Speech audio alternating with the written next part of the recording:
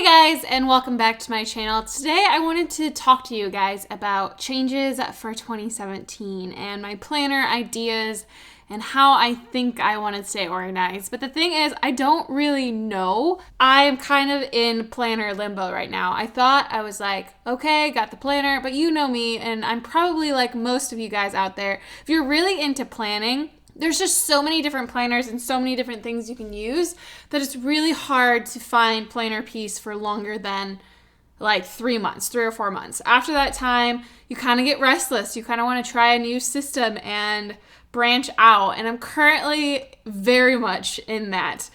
With it being the middle of December and the new year looming and all those New Year's resolutions rolling around in my head, I have to figure out what I'm going to do. And I have been messing around with a lot of different stuff. So I thought I would just walk you through what I've currently been doing and what I think I want to do. So I took this week and planned it out in the hourly with a very minimalist approach. I just stuck to kind of like a Christmassy color scheme and added in stickers here and there, and also really focused on writing on the planner itself. And I do enjoy how this looks, but I feel like I'm going to get bored. I love kits and weekly kits and all of the really cute stickers that are involved in that. So I think I somehow want to incorporate this style into my vertical. I still really love the vertical, but I think I am going to focus more heavily on functional planning and thoughtful planning rather than just like throwing stickers in. Because lately I've been doing like huge spreads like this one and then not using it anymore. So I think focusing more on to-do lists, goals, and that sort of thing will actually help me out a lot. The problem I have with hourly is the fact that it has times, which is obviously the point of an hourly. But because I work from home and I create my own schedule and I don't have a lot of meetings or appointments or things that have to happen at a certain time, I find using the hourly a little bit more challenging. Although I love the lines and the space, I have just a really hard time making the hours work for me. Now, when I have kids or have more schedule going on, or if I start another job or something like that, I really think the hourly will be the one that I gravitate more towards because I always find myself going back to it, but then getting frustrated because I don't work on an hourly schedule. So I think my goal for 2017 is to try and mesh the two together. Do this style of planning with a little bit more decorative and a little bit more cutesy, maybe heavier focus on theme for my vertical. So I think I will stay in my vertical and try to do stuff like this. This wasn't really based on a kit. I kind of had some extra stickers left over and throw them in. Now, I could be saying this and completely change my mind next week. The funny thing about planning is that no matter how much you plan ahead with how you're going to plan, you usually end up changing it. And I definitely know that I will. 2016 was a prime example. I have used multiple planners throughout the whole year, and I'm actually going to be doing a video at the start of the new year, uncoiling them and recoiling them together. So I have the full year in one planner with a bunch of different layouts all meshed together.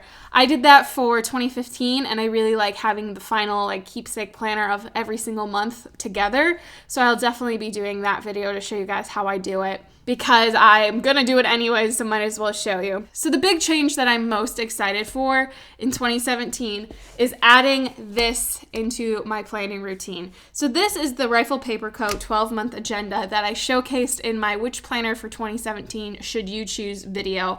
And as soon as I saw this, I knew that I really wanted to incorporate it into my planning system. If you watched that video, then you know that this is basically just a glorified to-do list book.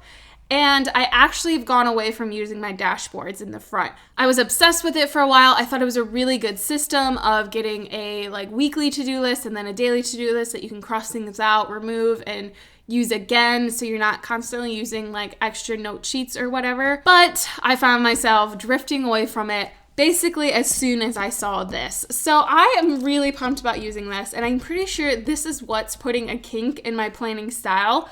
I love how simple it is, but then I also get really frustrated because I can't use stickers in here. And the reason that I think planning works so well for me is because of stickers. I honestly do believe that stickers have made my organization and planning systems stronger because I'm actually paying attention to what I'm doing. Now, I think having a balance of stickers is important because I don't want to overwhelm myself. So it's kind of like I'm all over the place. One day I want to just like drown myself in stickers and happiness, and then the next day I'm like, nothing, just pen. But like I said, I think that's what planning's all about. So I'm really excited about this because it's actually convinced me or kind of pushed me to create new stickers and think about planning on a smaller scale outside of an Erin Condren. So I definitely think people who don't use Erin Condrens are really going to enjoy this planner because it's going to push me to start producing things, smaller stickers, smaller blobbies for people who don't necessarily use a large planner. So as of right now, I've just added a few things here or there, big events that I know are gonna happen. I'm not sure if I'm going to add sticky notes in and then plan a month out or in advance, but I'm using this one as more of a come along with me, quick jot down notes, to-do list, like brief overview. This is kind of like how I used to do my personal planner, this like blue one, how I used to do this, but without having to like add my own inserts or anything like that. So I'm going to use this for daily to-do lists, and I think that's going to work really well for me because I focus heavily on what tasks I need to complete in a day rather than when I need to complete them. So this would be a really good option. But then I created these little stickers right here to mark any big events or meetings or like lunch dates I have that day so I don't forget them. I think that's a big issue I've been having with my Erin Condrens is that I just write to-do lists in them and then the big events and then just kind of forget about them. This is a really good way because I'll be checking my to-do list throughout the day and then I'll see this reminder of what's coming up so I don't forget these events because I have been forgetting events or double booking myself and it's becoming a real problem. So I actually made these stickers specifically for myself to use in this notebook. So there's a little space to write in the time and then whatever it is. But I think I'm going to actually list these on Sunday if you want them yourself. I like them on the matte paper specifically. It's just really easy to use. I just love the texture right now. I'm basically obsessed with our matte paper. So if you're thinking about getting them, I definitely recommend getting them in matte. But they're really nice just to fit into like a small planner or something. But they also fit in between the lines of the hourly, and I'm almost positive that they'll do the same for the horizontal. So they kind of work out, and the cool thing is I would never have created these if it wasn't for this planner. So I think that's where I'm at. I think I'm going to use my Erin Condren for more of a memory keeper, try to focus more on putting pictures in and remembering what I did during the day. So I'll do some pre-planning, and I'm still going to do plan with me videos with my Erin Condren where I set it up for the week, but then I want to throughout the week add in photos and write what I did. So more of a memory keeper, less of a this is what's coming up. I still will put in information that's coming up, but I'm also going to put it over in here. And I think that's the best system for me right now.